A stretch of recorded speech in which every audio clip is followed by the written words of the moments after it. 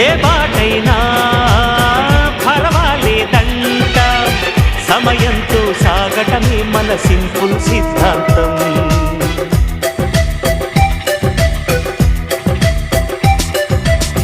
చిరుగాలికి పరిమళమిచ్చే సిరిమల్లెల వనమై ఉందాం, గగనాన్ని నేలను కలిపే హరివిల్లుల బంతెన అవుదాం. ఆనందం అంటే అర్థం మనమందా, ప్రతి పూట పాటై సాగే హుషారు సరిగమలో. ఎన్నో ఎన్నో రాగాలుండే సంగీతం కాదా, చల్లకి నవ్వుల కేరింత.